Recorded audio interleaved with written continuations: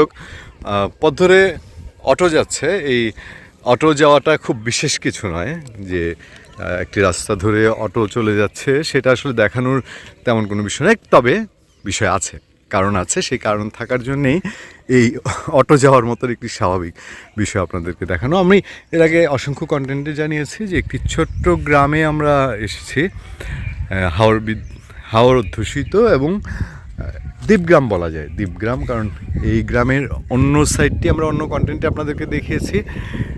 এই গ্রামের উত্তর দক্ষিণ পূর্ব পশ্চিম কোনো দিকেই 2-4 কিলোমিটারের মধ্যে আর কোনো গ্রাম নেই, এবং গ্রাম নেই। এই গ্রামে কোনো হাট নেই, বাজার নেই। থাকার মধ্যে কেবল দুটি দোকান আছে, গ্রামের পূর্ব মাথায় একটি, পশ্চিম মাথায় একটি। এই চা, নর্মাল বিস্কিট এগুলোই পাওয়া যায়, আর তেমন কিছুই পাওয়া যায় না। এখানে কোনো হাট বাজার নেই। গ্রামের মানুষের সবজি তারা নিজেরাই উৎপাদন করেন, ধান আছে, মাছের সময়ে তারা মাছ সংগ্রহ করেন।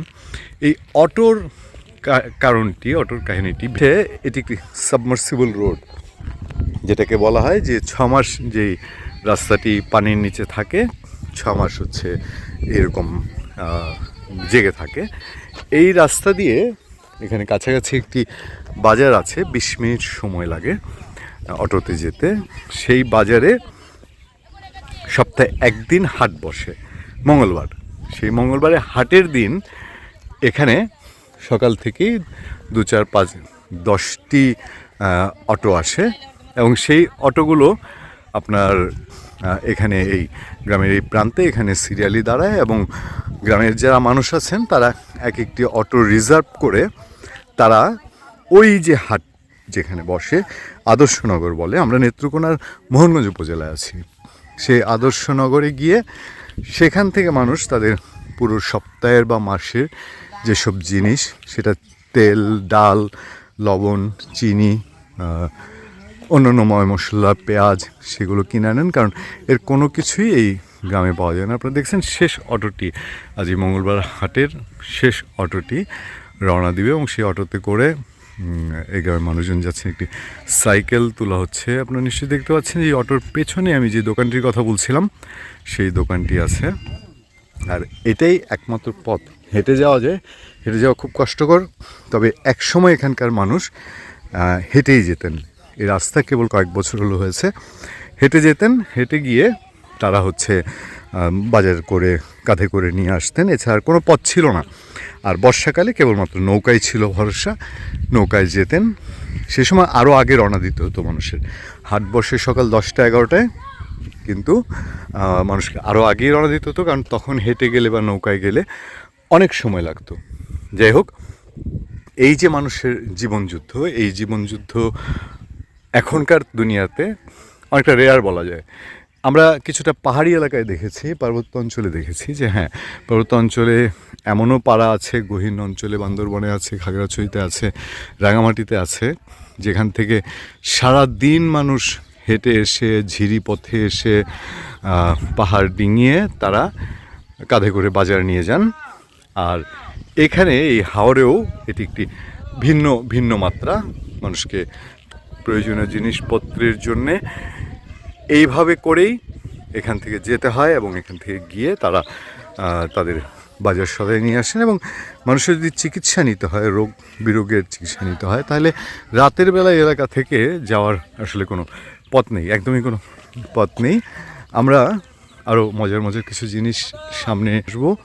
যারা যাচ্ছেন তাদের মধ্যে একটা উৎসব মুখর ব্যাপার।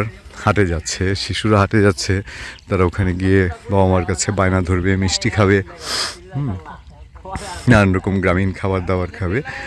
আর অন্যরা যারা যাচ্ছেন তারাও তাদের মধ্যে যে হ্যাঁ, সাপ্তাহিক বাজারটি করতে হবে মঙ্গলবার দিন, তারা আর নিজেদের জমি জমা গৃহস্থালী কোনো কাজে সময় না দিয়ে বেশিরভাগ মানুষই একের পর এক এরকম অটো রিজার্ভ করে তারা চলে যান হাটের বারে হাটে, এবং সেই হাট থেকেই তারা সমস্ত জিনিসপত্র নিয়ে আসেন, এবং সেই সব জিনিসপত্র নিয়ে তারা তাদের পরিবারের চাহিদা মেটান।